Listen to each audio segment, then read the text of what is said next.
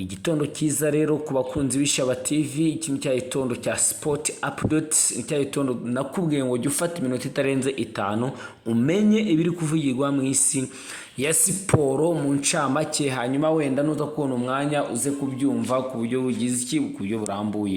Turaje tuvuge ku ikipe y'igihugu y'u Rwanda Amavubi. Ese byagenze gute kugira ngo yongere kubona amahirwe yo kujya mu gikombe cy'isi? Hanyuma turaje tubivugeho gato, turaje tuvuge ku ikipe ya Pyramids aho yatangiye imyitozo hano mu Rwanda, aho yitegura gucakirana n'ikipe ya APR umunsi w'ejo.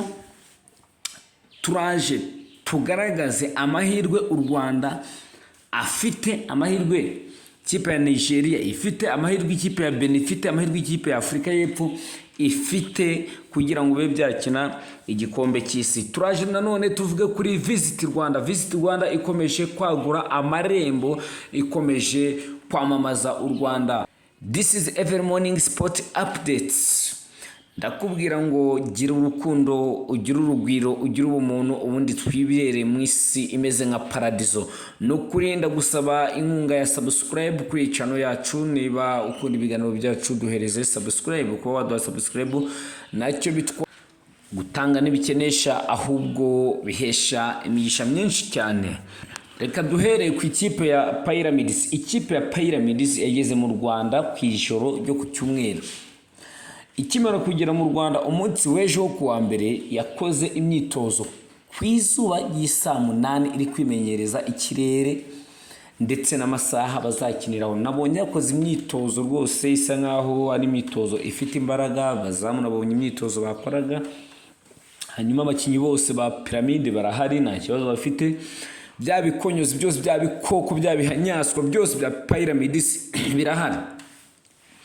Bya bibunda bikomeye cyane bya karahawutaka, bya Karere Mayere, byose birahari. Babakinyi ba Brazil bose barahari. Ikipe ya Pyramide nta mukinyi n'umwe ukomeye idafite. Abo bakinyi nibo bagiye guhangana n'abakinyi b'ikipe ya APR. Ikipe ya APR abakinyi bose barahari uretse umukinyi witwa Watara umaze igihe urwaye indwara z'amayobera, bivugwa yuko arwaye indwara ya malaria. Ariko kibaza ngo malaria imaze icyumweru n'igice, byumweru bibiri n'igice, iyo ni malaria yo mu Rwanda. Mu Rwanda nta malaria, mu Rwanda hari imiti ivura malaria. Iyo ufashe imiti icyumweru kimwe uba wakize, ikindi ukarekipera. Ubwo Watara rero nawe ni amayobera cyane rwose, indwara arwaye ntawamenya. Ubwo uretse Watara, abandi bakinyi bose b'ikipe ya APR ni bazima, bari gukora imyitozo y'imbaraga. Ejo nanababwiye yuko hari abakinyi 4 bambaye maske, aho twaribeshe sorry rwose kuri ibyo bintu. Nabwo ari abakinyi 4 bambaye maske, ahubwo n'abakinyi 2 bambaye maske, ahubwo nuko abo 2 bayikuyemo izo maske. Twaje kumenya ko bakuyemo maske, abandi bakinyi hari barimo Mugisha Gilbert bagahita bagira iki, bagahita bazambara bimwe byo kwishimisha nyine, naho ubundi n'abakinyi 2 bonyine bafite maske. Ubwo abakinyi bose ba APR urumva barahari. Ese wadupangira 11 b'ikipe ya APR bazahangana na 11 b'ikipe ya Pyramide? Gerageza muri comment udupangire 11 b'ikipe ya APR bazahangana na 11 b'ikipe ya Pyramids. Urapanga 11 ba Pyramide, upanga na 11 b'ikipe ya APR. Ese APR ifite amahirwe angana iki yo kuzasezerera Pyramide hano mu Rwanda, yo kuzatsinda Pyramide? Ngewe APR nayihaye 60%. Mfite icyo nashingiyeho nyihereza 60%. Icyambere, ikipe ya APR yarebye abara biravani kuzuba, abara bikunda kubagora cyane, bikunda kubatonda. Reka tubashire 8 kuri Azore banze ribababaze.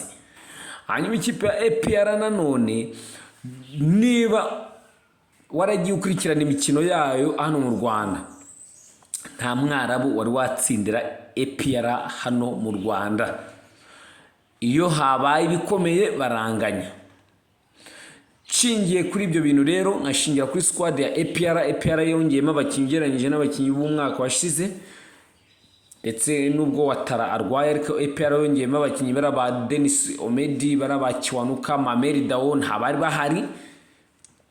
ikipe ya APR ndayihereza 60% yo kuba yasezerera Piramide hano mu Rwanda, igatsinda Piramide nibura ibitego 2-0 cyangwa se ibitego 2-1. Wowe noneho urahereza APR ayahe mahirwe? Ubwo urabishira muri comment, ariko mbere yo gukomeza turacishamo tukubwira ngo gutanga n'ibikenesha ngo bihesha imigisha, duhereze subscribe kandi ugerageze ukande kuri likes. Hanyuma reka twigire kuri Visit Rwanda.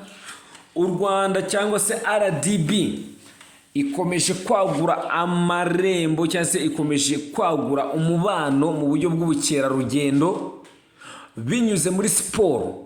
Nyuma yaho yabonye ko gahunda ya Visit Rwanda yinjije akayabo k'amafaranga, yongeye gushora muri Amerika mu ikipe ya La Clippers ikina shampiyona ya volleyball, ndetse n'ikipe ya Los Angeles Rams ikina National Football League. Ayo makipe uko ari abiri Visit Rwanda yayagezemo. Agiye kujya yambara Visit Rwanda, agiye kujya yambara Visit Rwanda haba mu myitozo haba no mu mikino.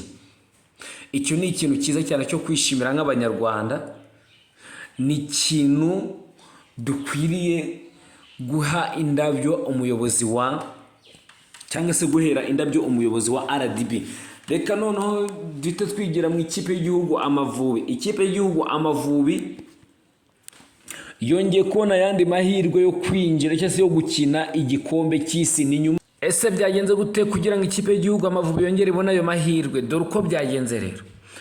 Ikipe ya Afurika y'Epfo umukino iheruka gukina yakinishije umukinyi utabyemerewe, umukinyi urengeje amakarita. Ibikora ibizi cyangwa se itabizi ntitubyitayeho, irangije iramukinisha. Hanyuma irangije kumukinisha baba bayireze. Ishirahamwe ry'umupira w'amaguru ku isi FIFA rifatanyije n'ishirahamwe ry'umupira w'amaguru hano muri Afurika bisuzuma icyo kirego, bisanga nibyo. Leta rifata umwanzuro wo gukura amanota 3 ku ikipe ya Afurika y'Epfo, hanyuma bagatanga n'izahabu y'amafaranga 12,500 by'amadolari. Ikipe ya Afurika y'Epfo yari ya mbere mu itsinda ririmo n'u Rwanda, ifite amanota 17, yakuwe 3 ihita isigarana amanota 18. Yahise inganya n'ikipe ya Benin nayo ifite amanota 18, ariko Benin yahise ya mbere kubera yuko Benin izigamye ibitego byinshi kurusha ikipe ya Afurika y'Epfo. Hanyuma muri iryo tsinda ikipe ya gatatu ni Nigeria ifite amanota 11, igakurikirwa n'ikipe y'u Rwanda nayo ifite amanota 11, biranganya. Ariko ikipe ya Nigeria izigamye ibitego byinshi kurusha ikipe y'u Rwanda. Ikipe ikurikiyeho ni Lesotho ifite amanota 5, hagakurikiraho Zimbabwe ifite amanota 4. Kubera iyo mpamvu amakipe akurikira afite amahirwe yo kuzakina igikombe cy'isi. Hari Benin, hari Amavubi, hari Nigeria, hari Afurika y'Epfo. Ayo makipe yose uko ari afite amahirwe. Amakipe yose asigaje imikino 2. Ku itariki 10 azaba umukino wa 9, ku itariki 14 haba imikino ya nyuma ari wo uzaba ari umukino wa 10. Ku itariki 10 u Rwanda ruzakira, Amavubi azakira Benin, Afurika y'Epfo izaba iri kwakira Zimbabwe, hanyuma ikipe ya Lesotho izaba iri kwakirwa na Nigeria. Hanyuma ku itariki 14 Amavubi azaba yagiye muri Afurika y'Epfo, Nigeria izaba iri gukina na Benin, Zimbabwe izaba iri gukina Lesotho.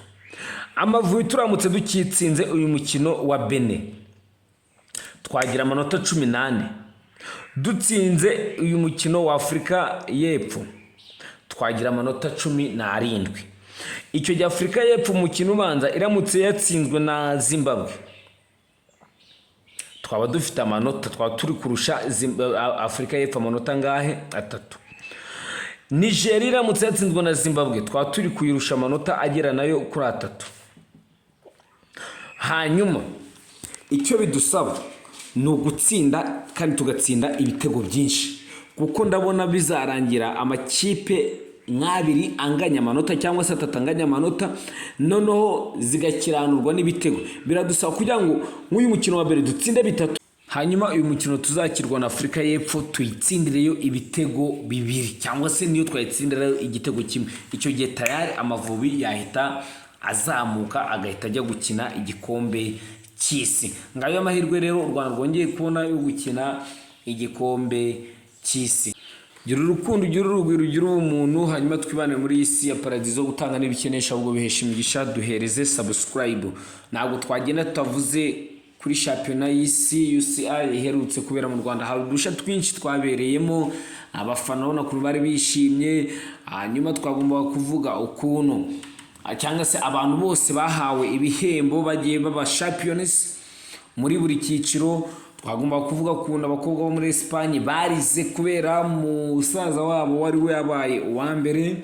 Twagombaga kuvuga ukuntu abafana bishimye bakazana ingoma bagakoma bakabyina. Twagomba kuvuga kuri buri gihembo cyagiye gitangwa ndetse n'utundi dusha twinshi twabereye muri iri rushanwa, ariko turaza kubivuga mu buryo burambuye mu makuru turaza kubagezaho mu masaha ya saa 6 cyangwa saa 7. Turaza kubivuga mu buryo burambuye. Hano ni Kwishaba TV rero, duhereze subscribe kuko ni inkunga ikomeye cyane. Tutagufite nawe twaba turi gukorera nawo dukorera, kandi kitunezeza nuko tubona byacu byakunzwe kandi tubibona muri subscribe ugenda uduhereza.